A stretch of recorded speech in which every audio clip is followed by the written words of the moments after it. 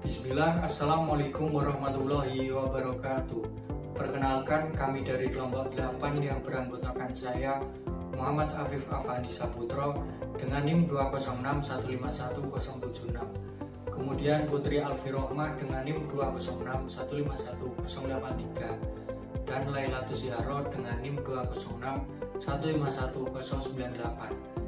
Kami di sini akan memaparkan hasil analisis kami mengenai kesalahan berbahasa di ruang publik atau masyarakat umum. Kepada Mbak Lailatus Ziyaro selaku pemateri pertama, saya persilakan untuk memaparkan hasilnya. Baik, saya Lailatus Ziyaro, NIM 206151098.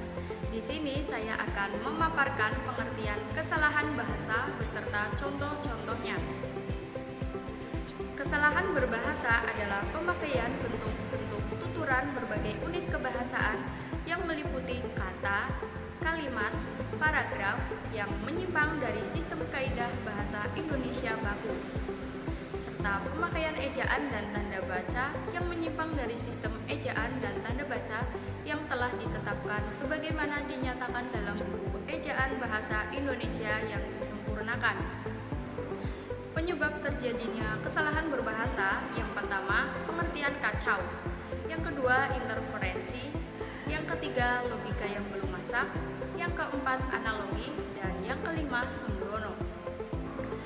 Kesalahan fonologi. Yang pertama, apotik. Kata apotik merupakan kata tidak baku atau tidak sesuai dengan ejaan yang disempurnakan. Menurut Kamus Besar Bahasa Indonesia yang diterbitkan oleh Badan Pengembangan dan Pembinaan Bahasa, Kementerian Pendidikan dan Kebudayaan, kata baku apotik adalah apotek. A P O T E K. Apotek. Kata apotek sendiri diserap dari kata bahasa Belanda, yakni apotek, yang berarti tempat menjual dan kadang membuat atau meramu obat. Yang kedua, photocopy. Banyak kata serapan dari bahasa asing terkadang memiliki penulisan berbeda meski pengucapannya relatif sama, seperti kata photocopy telah diserap ke dalam bahasa Indonesia dalam berbagai versi. Dalam Kamus Besar Bahasa Indonesia, photocopy adalah bentuk tidak baku dari kata fotokopi. F-O-T-O-K-O-P-I, fotokopi. Yang ketiga, sanksi. Dalam bahasa tulis kita sering jumpai penggunaan dua kata ini, sanksi, S-A-N-K-S-I, dan sanksi, S-A-N-G-S-I. Namun terkadang masih salah. Maksudnya, sanksi, S-A-N-K-S-I, yang bermakna hukuman, tapi malah maknanya menjadi berbeda karena kata yang digunakan adalah sanksi, S-A-N-G-S-I, yang artinya ragu. Seperti contoh, buang sampah di sini ketahuan ada sanksi warga. Sanksi, S-A-N-G-S-I, pada kalimat tersebut yang seharusnya adalah hukuman, namun karena penulisannya sanksi, maka menjadi tidak tepat. Yang keempat, praktek. Kata praktek adalah bentuk tidak baku dari kata praktik, P-R-A-K-T-I-K, praktik, sehingga penulisan yang benar adalah praktik, sesuai dengan Kamus Besar Bahasa Indonesia. Yang kelima, puteri. Bila dilihat dalam Kamus Besar Bahasa Indonesia, maka kamu akan mengetahui bahwa kata yang benar adalah putri, P-U-T-R-I, putri. Kata putri tidak termasuk ke dalam bahasa baku. Kata tersebut bisa digolongkan sebagai ejaan lama bahasa Indonesia. Kata yang benar dan baku adalah putri. Yang keenam, jilid. Dalam Kamus Besar Bahasa Indonesia tidak terdapat kata jilid, J-I-L-I-T, jilid. Yang ada adalah kata jilid, J-I-L-I-D, yang merupakan kata yang baku. Karena jilid merupakan kata yang benar, maka kata turunannya pun yang benar adalah penjilidan. Sekian Materi selanjutnya akan disampaikan oleh rekan saya. Kemudian kesalahan penggunaan awalan di. Yang pertama, dijual. Pada gambar tersebut, tulisan dijual ditulis dengan terpisah. Imbuhan di pada kata dijual termasuk ke dalam imbuhan awalan atau prefix.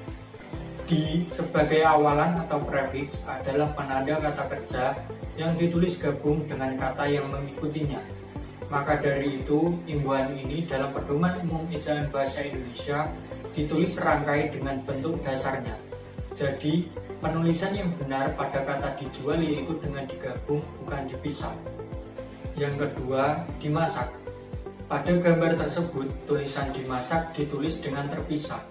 Imbuhan di pada kata dimasak termasuk juga ke dalam imbuhan awalan atau prefix. Di sebagai awalan atau prefix adalah penanda kata kerja yang ditulis gabung dengan kata yang mengikutinya. Maka dari itu, imbuhan ini dalam Pedoman Umum Ejaan Bahasa Indonesia ditulis serangkai dengan bentuk dasarnya. Jadi, penulisan yang benar pada kata dimasak yaitu dengan digabung, bukan dipisah. Lalu di gambar tersebut juga terdapat kata akikah yang ditulis salah, yaitu menggunakan huruf Q. Penulisan akikah yang benar menurut KBBI yaitu akikah menggunakan huruf K, bukan menggunakan huruf Q. Kemudian gambar yang ketiga terdapat kata didukung. Pada gambar tersebut tulisan didukung ditulis dengan terpisah. Imbuhan di pada kata didukung juga termasuk ke dalam imbuhan awalan atau prefix. Di sebagai awalan atau prefix adalah penanda kata kerja yang ditulis gabung dengan kata yang mengikutinya.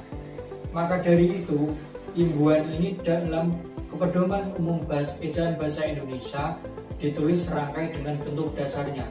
Jadi penulisan yang benar pada kata didukung yaitu dengan digabung, bukan dipisah. Kemudian yang keempat ada kata dibuka. Pada gambar tersebut tulisan dibuka ditulis dengan terpisah. Imbuhan di pada kata dibuka termasuk juga ke dalam imbuhan awalan atau prefix. Di sebagai awalan atau prefix adalah penanda kata kerja yang ditulis gabung dengan kata yang mengikutinya. Maka dari itu, imbuhan ini dalam Pedoman Umum Ejaan Bahasa Indonesia ditulis serangkai dengan bentuk dasarnya.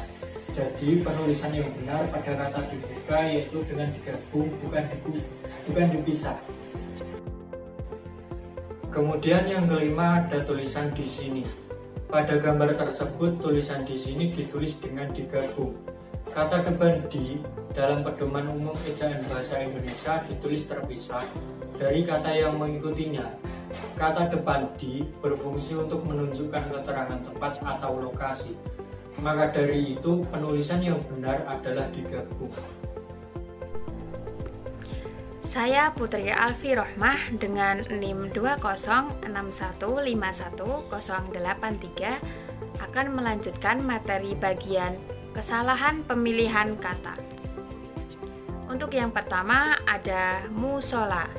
Kata musola merupakan kata tidak baku atau tidak sesuai dengan ejaan yang disempurnakan. Menurut Kamus Besar Bahasa Indonesia yang diterbitkan oleh Badan Pengembangan dan Pembinaan Bahasa, Kementerian Pendidikan dan Kebudayaan, kata baku musola adalah musala, M-U-S-A-L-A. Yang kedua, ada kata kos. Kata kos adalah bentuk tidak baku dari kata in the kos, sehingga penulisan yang benar adalah in the kos. Sesuai dengan Kamus Besar Bahasa Indonesia adalah INDEKOS, in the kos. Untuk yang ketiga ada servis. Bagaimana cara penulisan yang benar dalam bahasa Indonesia? Servis, S-E-R-V-I-C-E atau servis, S-E-R-V-I-S. Menurut Kamus Kata Baku atau Tidak Baku Bahasa Indonesia, dijelaskan bahwa yang merupakan bentuk baku adalah servis. Jadi penulisan yang benar adalah S-E-R-V-I-S. VIS, service. Untuk yang keempat ada spesialis. Kata spesialis, menurut KBBI, kata spesialis merupakan bentuk yang tidak baku. Kata yang benar dan baku adalah spesialis. Maka penulisan yang benar adalah S P E S I A L I S, spesialis. Yang kelima ada aksesoris. Menurut KBBI, kata aksesoris A C C E S S O R Y merupakan bentuk yang tidak baku.